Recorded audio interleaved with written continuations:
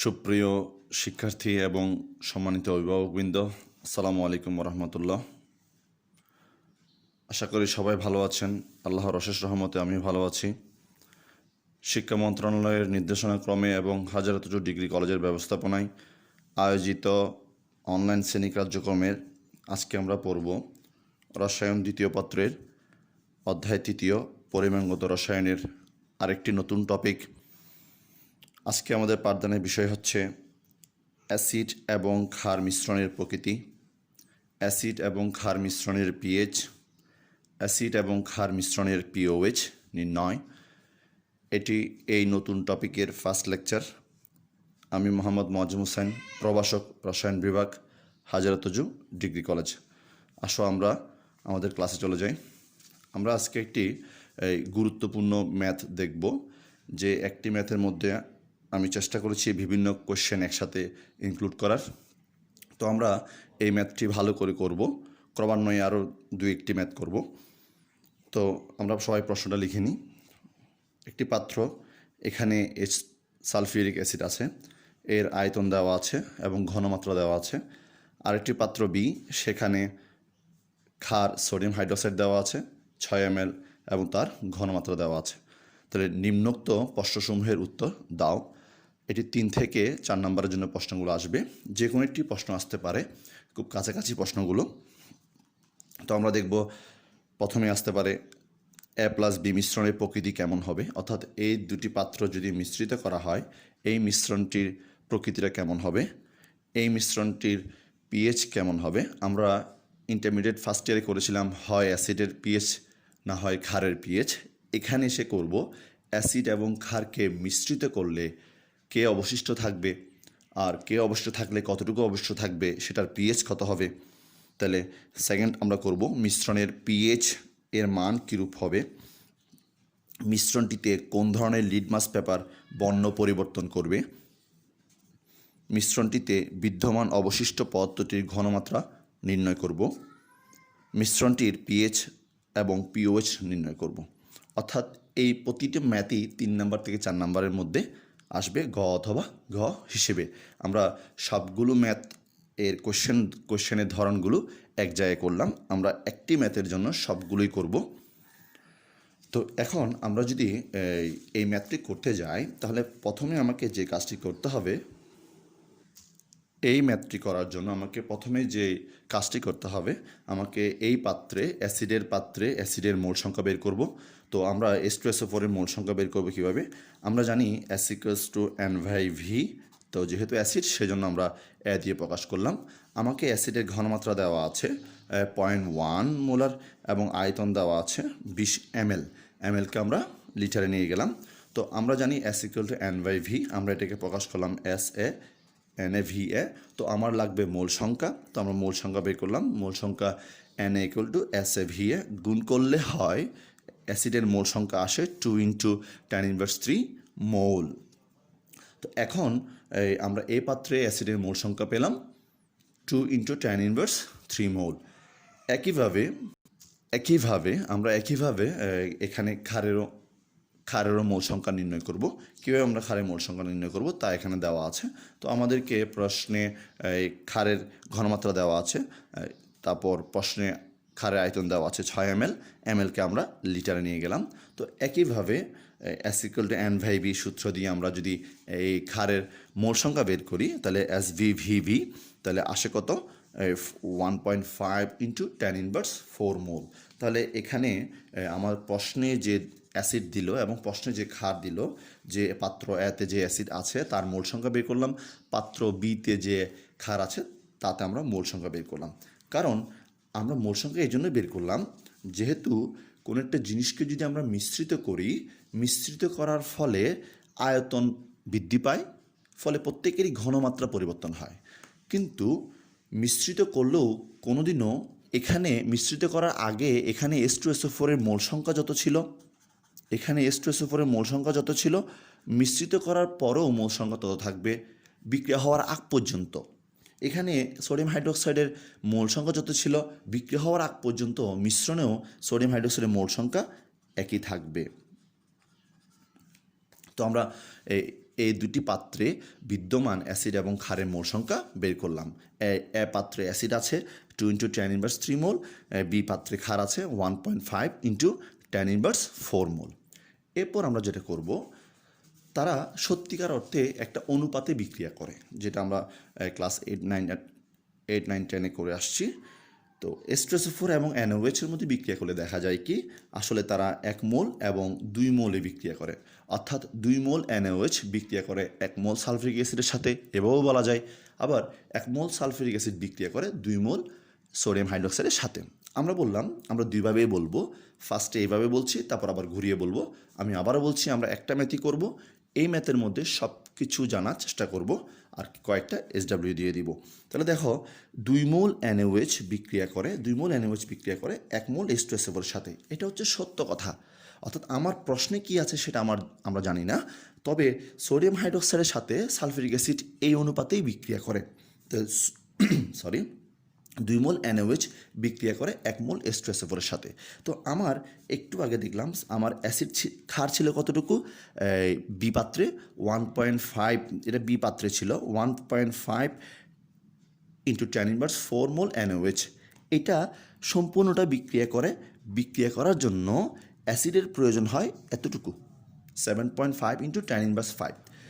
তাহলে আমরা NaOH সম্পূর্ণ নিয়ে নিলাম, সম্পূর্ণ NaOH বিক্রিয়া করতে দেখলাম আমাদের অ্যাসিডের প্রয়োজন হবে 7.5 × 10⁻⁵ মোল। কিন্তু আমার যে পাত্র আছে প্রশ্নে, একটু দেখতে হবে, আমার যে প্রশ্নে পাত্র আছে সেই পাত্রে কিন্তু অ্যাসিডের মোল সংখ্যা আমরা জানি, সেই পাত্রে অ্যাসিডের মোল সংখ্যা কত ছিল, 2 × 10⁻⁵ মোল। তাহলে আমার সম্পূর্ণ ক্ষার শেষ করতে অ্যাসিডের প্রয়োজন হবে 7.5 × 10⁻⁵ মোল। কিন্তু আমার অ্যাসিড ছিল কতটুকু, অ্যাসিড ছিল দেখো 2 × 10⁻³ মোল। তাহলে অ্যাসিড এতটুকু লাগবে, এটা লাগবে। আর আমাদের আছে কতটুকু, আমাদের আছে হচ্ছে যেটা আমরা আগে বের করলাম, আমাদের আছে হচ্ছে 2 × 10⁻³ মোল। তাহলে দেখো আমাদের লাগবে হচ্ছে সম্পূর্ণ ক্ষার শেষ করার জন্য, সবগুলো NaOH শেষ করার জন্য আমার অ্যাসিড লাগবে 7.5 × 10⁻⁵ মোল। 7.5 × 10⁻⁵ মোল। আমার আছে কতটুকু, 2 × 10⁻³ মোল। অর্থাৎ যতটুকু অ্যাসিড আমার লাগবে সম্পূর্ণ ক্ষারকে শেষ করার জন্য আমাকে উদ্দীপকের পাত্রে তার চেয়েও বেশি পরিমাণ অ্যাসিড দেওয়া আছে। তাহলে আমরা কি বলবো, সুতরাং H2SO4 প্রয়োজনের তুলনায় বেশি দেওয়া আছে। তো প্রয়োজনের তুলনায় যদি বেশি দেওয়া থাকে তাহলে কি বলা যায়, তাই মিশ্রণে সম্পূর্ণ NaOH অর্থাৎ সবগুলো NaOH শেষ হওয়ার পরও মিশ্রণে কি থেকে যাবে, H2SO4 অবশিষ্ট থেকে যাবে। মিশ্রণে H2SO4 অবশিষ্ট কেন থাকবে, কারণ আমার লাগবে যে সম্পূর্ণ ক্ষার শেষ করতে লাগবে 7.5 × 10⁻⁵ মোল সালফিউরিক অ্যাসিড, আর আমার আছে কতটুকু, 2 × 10⁻³ মোল সালফিউরিক অ্যাসিড। তাই আমরা বলবো H2SO4 কি থাকবে, অবশিষ্ট থাকবে। তাহলে যদিও বা অ্যাসিড এবং ক্ষার আমি মিশ্রিত করলাম, আমরা জানি অ্যাসিড এবং ক্ষার মিশ্রিত করলে প্রশমন বিক্রিয়া হয়, ফলে নিরপেক্ষ লবণ তৈরি হয়। কিন্তু আমরা উচ্চতর শ্রেণীতে আরেকটু বিস্তারিত শিখব যে অ্যাসিড এবং ক্ষার, আমি যদি এক ড্রাম অ্যাসিডের মধ্যে যদি 1 ফোঁটা NaOH দিয়ে বলি যে কি প্রশমন বিক্রিয়া হয়ে গেল, তা তো হবে না, এখানে পরিমাণটা বড় বিষয়। তো আমরা যত উচ্চতর শ্রেণীতে যাব আস্তে আস্তে ডিপলি শিখব। তাহলে দেখো এখানে যদিও বা অ্যাসিড এবং ক্ষার আমি মিশ্রিত করলাম, কিন্তু দিন শেষে গিয়ে আমাদের H2SO4 এর পরিমাণ কি আছে, অবশিষ্ট আছে। অর্থাৎ সম্পূর্ণ NaOH শেষ করার পরেও কিছু সালফিউরিক অ্যাসিড থেকে গিয়েছিল। কেন থেকে গেল, কারণ আমরা পরিমাণের চেয়েও বেশি আমাকে দেওয়া ছিল। তাহলে আমরা 1 নং প্রশ্ন যেটা ছিল, আমাদের প্রশ্ন ছিল এরকম, আমরা 5 ধরনের প্রশ্ন দিলাম, 5টা প্রশ্ন দিলাম, সবগুলোই 3 অথবা 4-এর জন্য আসবে, যে কোনো একটা আসতে পারে। তো তবে সবচেয়ে বেশি আসে এই লাস্টের কোয়েশ্চেনটি।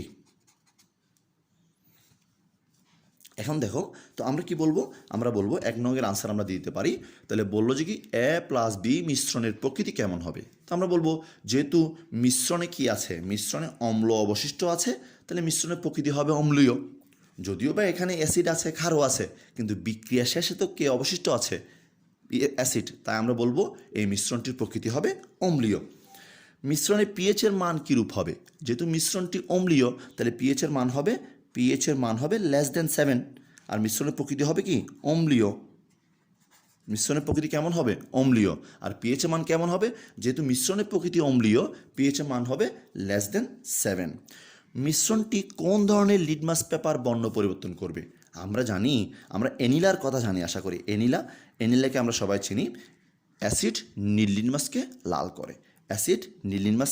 করে। তাহলে এই মিশ্রণটি যেহেতু অম্ল অবশিষ্ট আছে, তাহলে এই মিশ্রণটিতে নীল লিটমাস লাল হবে।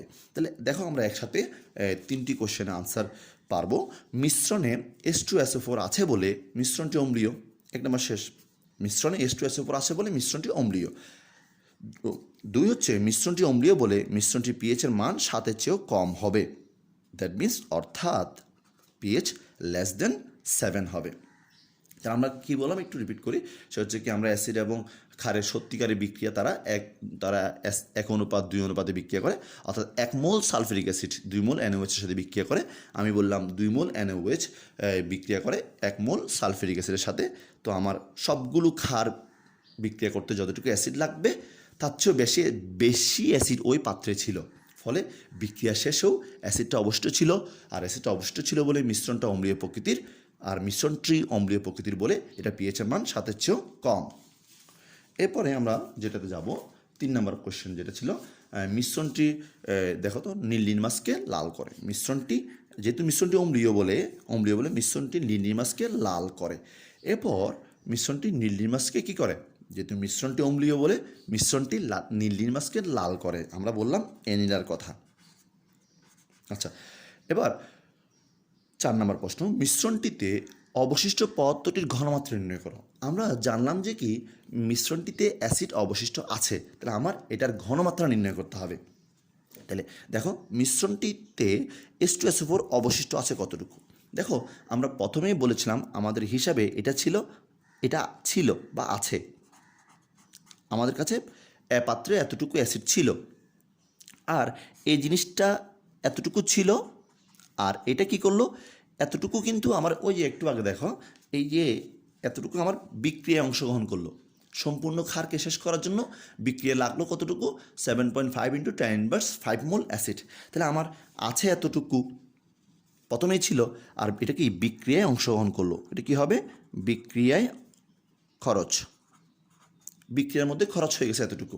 তাহলে আমার ছিল এতটুকু, খরচ হয়ে গেল এতটুকু, বিয়োগ করলে যেটা আছে সেটা হচ্ছে অবশিষ্ট। তাহলে আমাদের অ্যাসিড অবশিষ্ট আছে কতটুকু ওই মিশ্রণে? সম্পূর্ণ ক্ষারকে শেষ করার পরও অ্যাসিড কতটুকু অবশিষ্ট আছে? বলা হচ্ছে অ্যাসিড অবশিষ্ট আছে 1.925 × 10⁻³ মোল। তো আমাকে তো বললো ঘনমাত্রা নির্ণয় করার জন্য। তো আমরা জানি S = N/V। তাহলে মোল সংখ্যাকে আয়তন দিয়ে ভাগ করলে ঘনমাত্রা পাওয়া যায়। এখন এখানে আয়তন কি হবে? আচ্ছা, এই জিনিসটা কি? এটা হচ্ছে মিশ্রণে অবশিষ্ট সালফিউরিক অ্যাসিডের মোল সংখ্যা। তাহলে আমরা যেহেতু মিশ্রণেই সালফিউরিক অ্যাসিডের মোল সংখ্যা বের করছি অবশিষ্ট, তাহলে আমরা মিশ্রণে আয়তন ব্যবহার করব।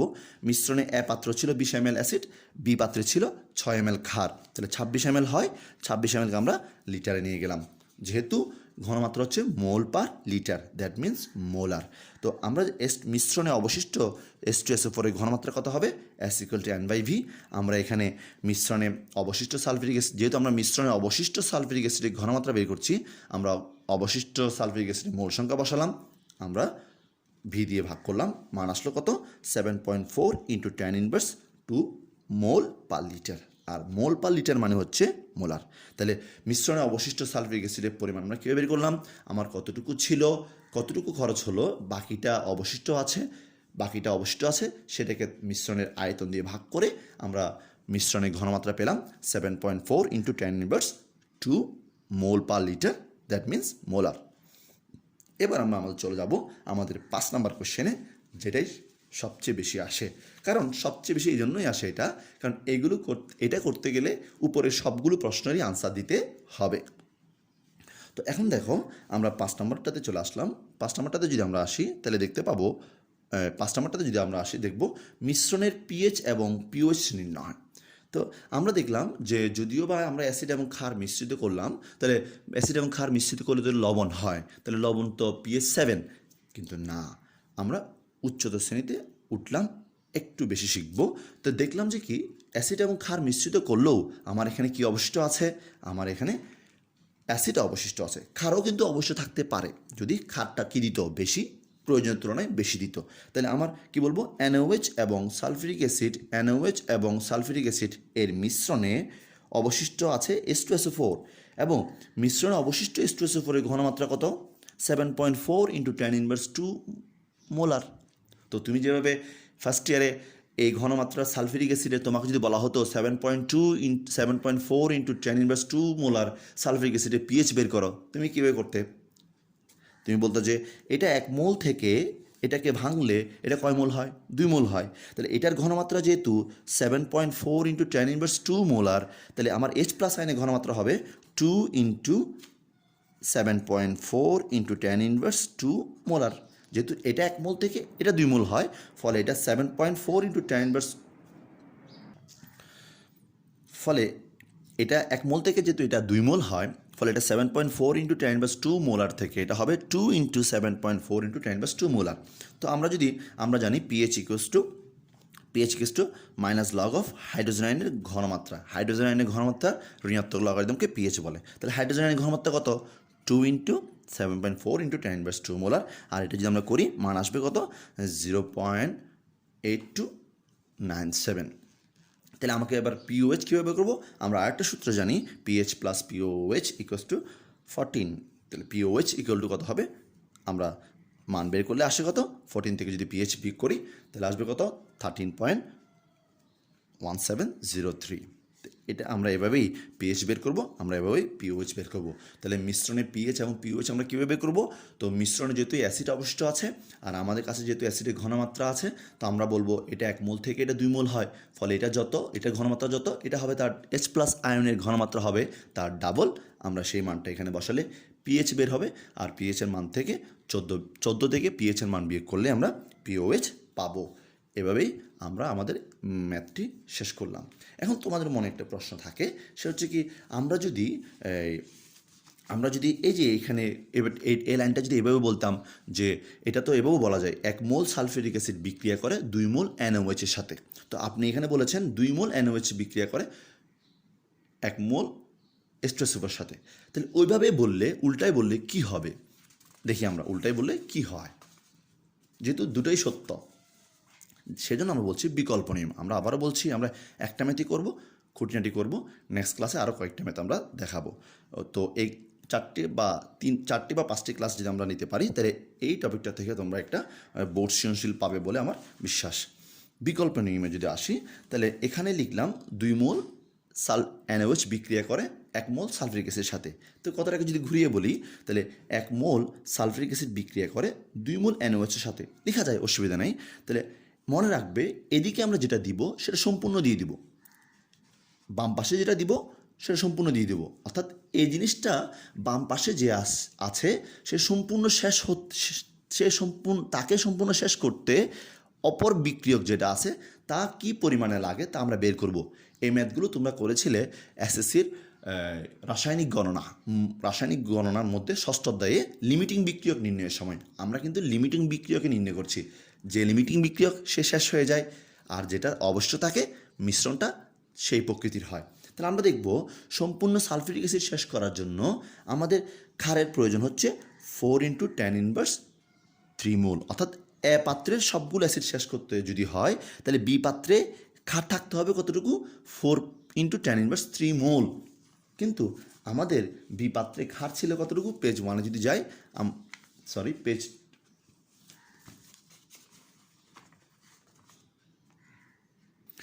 তাহলে আবার বলছি, এ পাত্রের সম্পূর্ণ অ্যাসিড শেষ করার জন্য, এ পাত্রে আমার অ্যাসিড ছিল 2 × 10⁻³ মোল।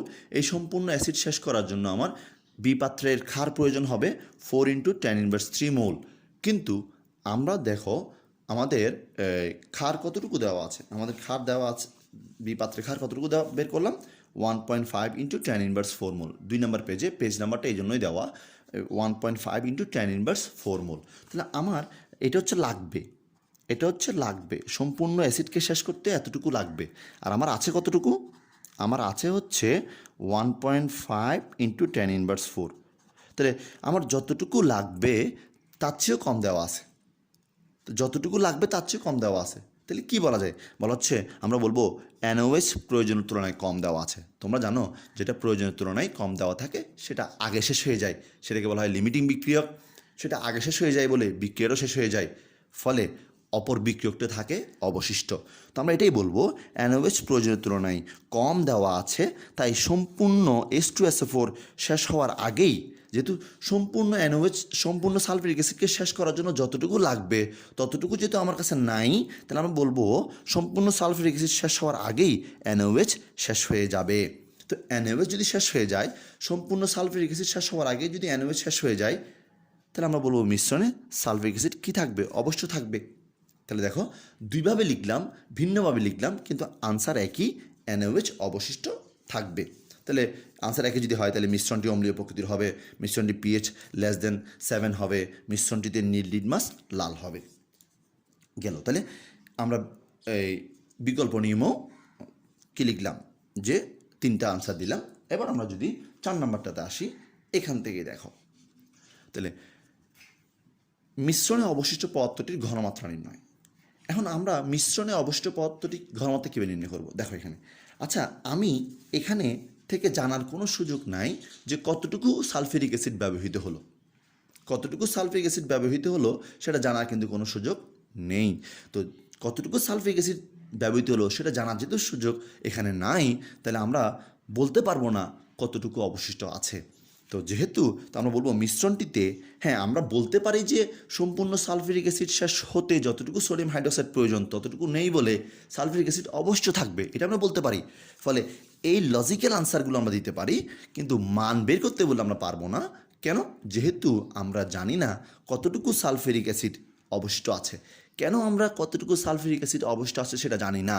কারণ কতটুকু সালফিউরিক অ্যাসিড আমাদের কাছে ছিল সেটা আমরা জানি, কিন্তু কতটুকু অংশগ্রহণ করলো, বিক্রিয়ার ফলে কতটুকু খরচ হলো, তা এই নিয়মে বের করা যাচ্ছে না। এটা কোনো নিয়ম নয়, জাস্ট ঘুরিয়ে লিখলাম। তো তুমি যেমন জানো না কীভাবে লিখলে তোমার অবশিষ্টটা পাবো, কতটুকু বিক্রিয়া অংশগ্রহণ করলো সেটা পাবো, তোমাকে দুইভাবেই করে দেখতে হবে। প্রথমভাবে যদি না হয় কেটে দিয়ে আবার ঘুরিয়ে লিখতে হবে। আচ্ছা, কথাটা পরে একটু ক্লিয়ার করছি। মিশ্রণটিতে সালফিউরিক অ্যাসিড অবশিষ্ট আছে, এক্ষেত্রে মিশ্রণের কী পরিমাণ সালফিউরিক অ্যাসিড বিক্রিয়ায় অংশগ্রহণ করলো তা জানা নেই বলে মিশ্রণে কী পরিমাণ H2SO4 অবশিষ্ট থাকবে তা বের করা সম্ভব নয়। যেহেতু আমি জানি না কতটুকু সালফিউরিক অ্যাসিড অবশিষ্ট ছিল, আমার কাছে কত ছিল সেটা আমি জানি, কিন্তু কতটুকু বিক্রিয়া শেষ হয়ে গেল সেটা জানি না, ফলে অবশিষ্ট কতটুকু সেটা আমরা জানবো না।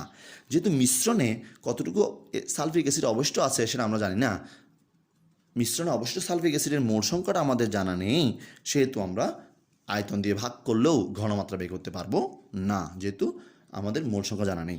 ফলে মিশ্রণে অবশিষ্ট সালফিউরিক অ্যাসিডের মোল সংখ্যা নির্ণয়, ঘনমাত্রা নির্ণয় সম্ভব নয়। কীভাবে লিখলে? যদি আমরা এভাবে লিখি, কিন্তু আমরা তো শুদ্ধ নিয়মে করে ফেললাম, বিকল্প লিখলে কি হবে সেটা দেখো। তো বিকল্প লিখলে এই টাইপসের আনসারগুলো দেওয়া যাবে, কিন্তু মান বের করা যাবে না। দেখো আমরা মান বের করতে পারছি না, যেহেতু সালফিউরিক অ্যাসিডের ঘনমাত্রা নির্ণয় সম্ভব নয় এভাবে লিখলে, আর ঘনমাত্রা নির্ণয় সম্ভব নয় বলে তাহলে 4 নংটা সম্ভব নয়। তো যেহেতু ঘনমাত্রা নির্ণয় সম্ভব নয়, তাহলে 5 নং যেটা pH এবং pOH, আমি যদি সালফিউরিক অ্যাসিডের ঘনমাত্রায় না জানি, আমি কীভাবে pH এবং pOH বের করব? এখন তোমাদের প্রশ্ন হচ্ছে, স্যার আমরা কীভাবে বুঝবো যে আমরা কীভাবে লিখলে এটাও কোনো নিয়ম না, এর আগেরটাও কোনো নিয়ম না। তো কীভাবে লিখলে আমরা, কাকে আগে লিখলে আমরা কতটুকু বিক্রিয়া অংশগ্রহণ করলো সেটা পাবো, পুরো ম্যাথটা করতে পারবো, pH এবং pOH পর্যন্ত বের করতে পারবো। দেখো সেটা তুমি যেমন জানো না, আমিও তেমন জানি না। তোমাকেও যেমন করে দেখতে হবে, আমাকেও তেমন করে দেখতে হবে। তবে অতটুকু বলবো, তোমরা প্র্যাকটিস করতে থাকলে আস্তে আস্তে বুঝে যাবা কোনটাকে লিখলে পাওয়ার সম্ভাবনা pH পর্যন্ত যাওয়ার, অর্থাৎ অবশিষ্ট পদার্থটি কতটুকু অবশিষ্ট থাকে সেটা বের করা যায় কীভাবে লিখলে।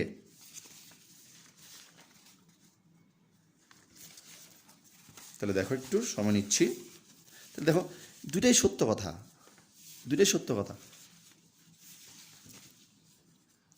এভাবে লিখলে সব ম্যাথ করা, সব মান আসে, কিন্তু এভাবে লিখলে 3টা মান আসে, সব মান আসে না।